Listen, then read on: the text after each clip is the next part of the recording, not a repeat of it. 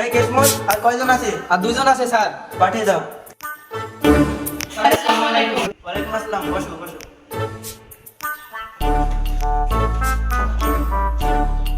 এই যাদব ছেলে, নিচে বসো। আরে ওখানে না, এখানে বসো, এখানে। তোমরা কে কোন ক্লাস পর্যন্ত পড়াশোনা করেছো? স্যার আমি ম্যাট্রিক পাস করেছি। স্যার আমি 10 পাস করেছি। এই তোমার সিভিটা দেখি। রেজাল্টটা অনেক ভালো, তো আপনার চাকরি কেন প্রয়োজন?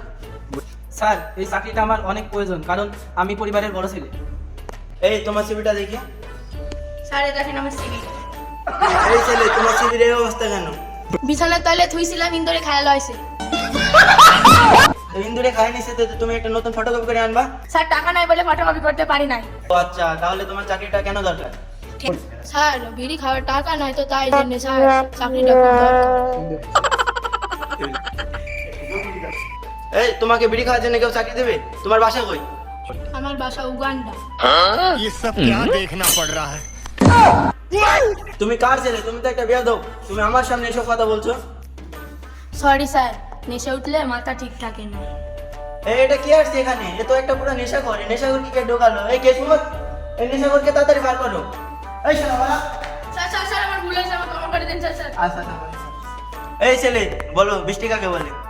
স্যার আকাশ থেকে যে ফুটায় ফুটায় পানি পড়ে সেটাকে বৃষ্টি বলে। আচ্ছা তুমি বলো, পরিবেশ কাকে বলে? পরিবারের সবাই মিলে এক জায়গায় ঘুরতে যাওয়াকে পরিবেশ বলে। আচ্ছা তুমি এখন যেটা বললা সেটা কোন বই লেখা আছে? কেন স্যার, আমি তো সারাদিনই পড়াশোনা করি, আমার বই লেখা আছে। আচ্ছা আমাদের এটা তো মার্কেটিং এ জব, তুমি মনে করো চাকরিটা পেয়ে গেছে, আমাদের যে জিনিসগুলো মার্কেটিং করে বিক্রি করতে হবে। মনে করো এই ডাক্তারটা আমার একটা পণ্য, এটা আমাদের তুমি বিক্রি করে দেন। আসসালামু আলাইকুম স্যার, এই ডাস্টারটা আমরা কোম্পানিতে 50% ডিসকাউন্ট দিয়ে বিক্রি করছি, আপনি কি নেবেন? না আমি দেবো না। এই কেসমত তুই কোনে রে? এ তুই কারে মারছিস? উত্তেজিত হচ্ছেন কেন? আপনি তো বললেন পণ্য বেচতে, তাই বেচলাম। এই তুই আমাকে পণ্য বেচা শিখাস? তোর চাকরি হবে না, যা। না না না স্যার, স্যার আরেকটা সুযোগ দেন স্যার। স্যার স্যার একটা না, সুযোগ দেন স্যার। চাকরি হবে না। স্যার স্যার আরেকটা সুযোগ। আর বিয়ে তুমি করবি? না স্যার। হ্যাঁ বস। বুঝতে পারছো আমাদের এটা মার্কেটিং এর বিজনেস, তো মনে করো অনেকগুলো টাকা আমাদের মার্কেটে পড়ে আছে, তাহলে টাকাগুলো তুমি কিভাবে উদ্ধার করবে? স্যার আমি অনেকবার বোঝাবো তাকে, সে যদি না বুঝে তাহলে আইনের ব্যবস্থা নেব। Very good. তাহলে তুমি কেমন টাকা তুলবে বলো? আমি আপনাকে একটু প্র্যাকটিক্যালি বোঝাই। হ্যাঁ বোঝাও।